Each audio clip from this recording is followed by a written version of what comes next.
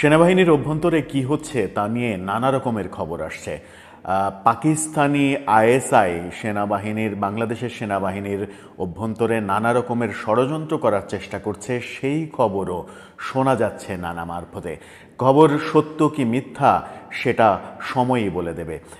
এই আলোচনাগুলো যখন চলছে বাংলাদেশ সেনাবাহিনী নিয়ে এবং সেনাবাহিনীর সঙ্গে বাংলাদেশের বর্তমান সরকারের সম্পর্ক নিয়ে নানা রকমের আলোচনা যখন চলছে, তখন রীতিমতো বোমা ফাটানোর মতো মন্তব্য করলেন ভারতীয় সেনাপ্রধান উপেন্দ্র ত্রিবেদী ভারতীয় একটি পত্রিকার সঙ্গে সাক্ষাৎকারের একটি অনুষ্ঠানে তিনি বাংলাদেশ সরকার এবং বাংলাদেশের সেনাবাহিনী নিয়ে মন্তব্য করেছেন, যেখানে পাকিস্তান প্রসঙ্গও উঠে এসেছে। সম্পর্কের কথা বলছেন যে স্বাভাবিক হওয়া সম্ভব নয়। তখন আবার তিনি বলছেন যে সরকারের সম্পর্ক ঠিক না থাকলেও, স্বাভাবিক না থাকলেও, স্বাভাবিক হওয়া সম্ভব না হলেও বাংলাদেশ সেনাবাহিনীর সঙ্গে ভারতীয় সেনাবাহিনীর সম্পর্ক খুবই দৃঢ় রয়েছে। বাংলাদেশ সেনাবাহিনীর সঙ্গে নিয়মিত ব্রিফিং, মিটিং, নোট চালাচালি এগুলো হচ্ছে এবং বাংলাদেশ সেনাবাহিনীর সঙ্গে সম্পর্ক খুবই জোরদার রয়েছে। এখানেই সবথেকে বড় প্রশ্ন, ভারতীয় সরকারের সঙ্গে বাংলাদেশের সরকারের সম্পর্ক যখন প্রশ্নবিদ্ধ, ঠিক তখন ভারতীয় সেনাবাহিনী বলছেন বাংলাদেশ সেনাবাহিনীর সঙ্গে ভারতীয় সেনাবাহিনীর কোনো বিভেদ নেই, সম্পর্ক জোরদার রয়েছে, সম্পর্ক দৃঢ় রয়েছে। সেটা নিয়েই নানা রকমের প্রশ্ন উঠতেই পারে। তাহলে সেনাবাহিনী টু সেনাবাহিনী কি সমাধান হবে কিনা সেই প্রশ্ন সামনে এসে যায়। যখন সরকার সম্পর্ক রাখতে ব্যর্থ হচ্ছে, তখন আমাদের দেশপ্রেমিক সেনাবাহিনী ভারতীয় সেনাবাহিনীর সঙ্গে সম্পর্ক স্বাভাবিক রাখতে পেরেছে, দৃঢ় রাখতে পেরেছে। এটা কিন্তু একটা অসাধারণ ব্যাপার হতেই পারে। ভারতীয় সেনাপ্রধান তিনি বলেছেন যে বাংলাদেশ ভারতের যে সীমান্ত, ৮০% অঞ্চল জুড়েই, বাংলাদেশের ৮০% অঞ্চলই হচ্ছে ভারতীয় সীমান্ত। যেখানে এত বড় সীমান্ত দুই দেশের, সেখানে দুই দেশের সম্পর্ক স্বাভাবিক হওয়াটা খুবই জরুরি। সেই ক্ষেত্রে রাজনৈতিক সরকারও জরুরি বলে তিনি বলেছেন যে সন্ত্রাসবাদের কেন্দ্রভূমি হিসেবে পাকিস্তানকে আখ্যায়িত করেছেন। বলেছেন সন্ত্রাসবাদের কেন্দ্রভূমি পাকিস্তান যদি বাংলাদেশের সঙ্গে সম্পর্ক স্থাপনের চেষ্টা করে, তবে সন্ত্রাসবাদ এই অঞ্চলে বাড়বে। অর্থাৎ দক্ষিণ এশিয়া অঞ্চলে সন্ত্রাসবাদ বাড়ার যে ব্যাপার, এবং বাংলাদেশেও দেখা যাচ্ছে সন্ত্রাসবাদ বাড়ছে, সেটাকে তিনি পাকিস্তানি কূটকৌশল হিসেবেই দেখছেন। পাকিস্তানি আইএসআইয়ের নানা কূটকৌশল চলছে। আইএসআইয়ের এই কূটকৌশলকে বাংলাদেশের সেনাবাহিনী রুখে দিতে পারে কিনা সেটাই এখন দেখার বিষয়। যখন সরকারের সঙ্গে পাকিস্তানের সম্পর্ক নানাভাবে দৃঢ় মনে হচ্ছে, যখন মোহাম্মদ আলী জিন্নার জন্মদিন, মৃত্যুদিন পালন হচ্ছে বাংলাদেশে বীর দর্পে, সেখানে সরকার কোনো বাধা দিচ্ছে না, পাকিস্তানি শিল্পীরা একের পর এক বাংলাদেশে এসে কনসার্ট করছে এবং সরকারি টাকা নিয়ে যাচ্ছে, সেখানে সরকার সহায়তা করছে, তখন সেনাবাহিনী পাকিস্তানি আইএসআইয়ের ষড়যন্ত্র যদি সত্যি সত্যিই রুখে দিতে পারে, সেটা বাংলাদেশের জনগণের জন্য খুবই গর্বের ব্যাপার হতেই পারে। যখন বাংলাদেশে নানা রকমের সন্ত্রাসবাদ ছড়িয়ে পড়ছে, সেনাবাহিনী তখন দুর্দান্ত অ্যাকশানে নেমেছে। আমরা দুদিন হলে দেখছি সেনাবাহিনী প্রচণ্ড অ্যাকশানে রয়েছে, দেশে ধর্ষণকাণ্ড বাড়ছে।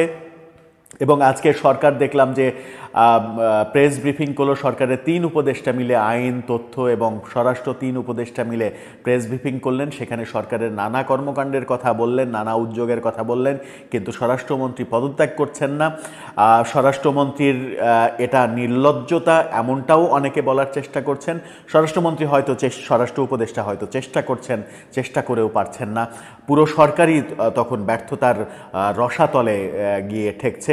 সাম্প্রতিক সময়ে মাগুরাতে আসিয়া ধর্ষণকাণ্ড সব থেকে আলোড়ন তৈরি করেছে। গত রাতেও, মধ্যরাতে আমরা দেখেছি ঢাকার রাজপথে মিছিল, মশাল মিছিল ঢাকা বিশ্ববিদ্যালয়ে উত্তপ্ত হতে দেখেছি। কিন্তু ঢাকা বিশ্ববিদ্যালয় উত্তপ্ত যারা মিছিল যারা করেছে তাদের নিয়েও আবার সমালোচনা হচ্ছে। বৈষম্য বিরোধী ছাত্র আন্দোলনে যারা লিড দিয়েছিল তারাই মূলত এই মিছিল করেছে। সেই মিছিল থেকে শুধুমাত্র বলা হয়েছে তুমি কে, আমি কে, আসিয়া আসিয়া, এই বাংলাদেশে ধর্ষণ চলবে না, এরকম মিছিল হয়েছে।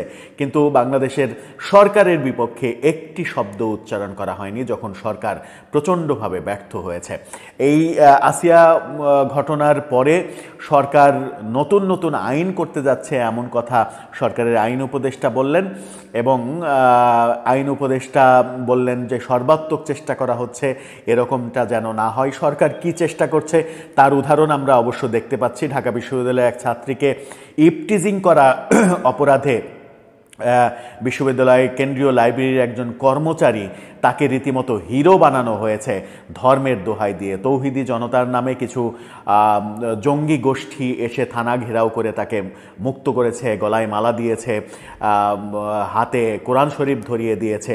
এই কর্মকাণ্ড কিন্তু সরকার ঠেকাতে পারেনি। সরকার যখন ইপটিজিং ঠেকাতে পারছে না প্রকাশ্যে ঢাকা বিশ্ববিদ্যালয়ের মতো জায়গায়, এবং ইপটিজারকে শাস্তি দিতে পারছে না, তাকে চাকরিচ্যুত করার পরিবর্তে তাকে গ্রন্থাগার থেকে ছুটিতে পাঠানো হয়েছে, হাস্যকর এই কর্মকাণ্ড চলছে, তখন সরকার আদৌ আইনশৃঙ্খলা পরিস্থিতি কিংবা একের পর এক, গতকালকেই আমরা অন্তত 10টা ধর্ষণের খবর দেখেছি গণমাধ্যমে, সামাজিক যোগাযোগ মাধ্যমে, সেগুলো সরকার ঠেকাতে কিভাবে পারবে? সেখানে আবার নতুন আইন করছে, এবং আইনের মধ্যে ভয়াবহ আইন সেটা হচ্ছে যে ধর্ষণ মামলা হলেই সেটা কোনোভাবেই জামিন দেয়া হবে না। এর আগে নির্দিষ্ট সময়ে বিচার না হলে জামিনের অধিকার ছিল, এবার তারা যাচ্ছে যে কোনোভাবেই আজীবন বিচার যদি না হয় তাও তাকে জামিন দেওয়া হবে না। তাতে করে যেটা হবে সেটা হচ্ছে অনেক নিরপরাধী অযথাই জেল খাটবে, এমন ঘটনা ঘটতে পারে বলেও অনেকে বলছেন। কারণ হচ্ছে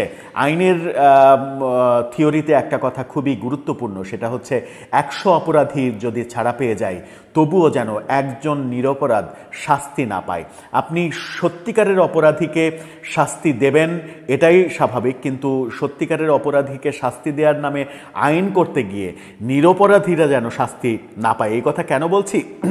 আমরা আওয়ামী লীগ আমলেও দেখেছি, 5 আগস্টের পরেও দেখেছি রাজনৈতিকভাবে মিথ্যা মামলার ছড়াছড়ি, একের পর এক মিথ্যা মামলা। আওয়ামী লীগ আমলে বিএনপির লোকজনকে নাজেহাল করা হয়েছে নানা রকমের রাজনৈতিক মিথ্যা মামলা দিয়ে, 5 আগস্টের পরে আওয়ামী লীগের লোকজনের নামে নানা রকমের মিথ্যা মামলা দিয়ে নাজেহাল করা হচ্ছে। এই যে মিথ্যে মামলা, ধর্ষণ মামলাও মিথ্যে মামলা হতে পারে। সেই ক্ষেত্রে মিথ্যে মামলায় যদি একজনকে ফাঁসানো হয়, তার যদি জামিন পাওয়ারও অধিকার না থাকে, বছরের পর বছর যদি তার বিচার কার্য চলতে থাকে, অপরাধী প্রমাণ হওয়ার আগে যদি তার জেল খাটা হয়ে যায় 5 বছর, তাহলে সেটা খুবই খারাপ দৃষ্টান্ত হবে। সব মিলিয়ে সরকার আসলে ইনডিসিশনে ভুগছে। সরকারের এই ইনডিসিশনে ভোগার একমাত্র কারণ হচ্ছে ব্যর্থতা। সেই ক্ষেত্রে আমাদের একমাত্র ভরসার জায়গা হতে পারে সেনাবাহিনী যেভাবে অ্যাকশানে নেমেছে গত 2 দিনে, এর আগে থেকেই যদি অ্যাকশানে সেনাবাহিনী নামতো তাহলে অবস্থার এতটা অবনতি হতে পারত না বলেও অনেকে মনে করেন। সেই ক্ষেত্রে সেনাপ্রধান হয়তো গুরুত্ব দেননি। সেনাপ্রধানের তেজগাঁও বিমান ঘাঁটিতে ল্যান্ড করার পেছনের যে ঘটনা, সেই ঘটনাগুলো প্রকাশ্যে আলোচনা করাটা খুব মুশকিল। জানা থাকলেও আপনারা যারা জানেন তারা অনুমান করে নিতে পারেন। সেই ঘটনার পরে হয়তো সেনাপ্রধান উপলব্ধি করতে পেরেছেন যে তাকে নিয়েও অনেক ষড়যন্ত্র হচ্ছে, সেই ষড়যন্ত্র দেশকে নিয়ে ষড়যন্ত্রের দিকে চলে যাবে। সুতরাং এই ষড়যন্ত্রগুলো রুখে দিতে তাকে এবং তার বাহিনীকে অ্যাকশানে নামতে হবে। সেই অ্যাকশান আমরা এখন দেখছি, অ্যাকশানটা আরও জোরদার হোক, সেটাই আমাদের কাম্য। দর্শক, আপনার কি মনে হয় শেষ পর্যন্ত আইএসআইয়ের যে ষড়যন্ত্র সেনাবাহিনীকে নিয়ে, সেনাবাহিনীর অভ্যন্তরে বিভেদ তৈরি করার যে ষড়যন্ত্র শোনা যাচ্ছে, সেই ষড়যন্ত্র সেনাপ্রধান ওয়াকারুজ্জামান ঠেকিয়ে দিতে পেরেছেন, রুখে দিতে পেরেছেন, এটাকে আপনি পজিটিভ দৃষ্টিতে ভাবছেন?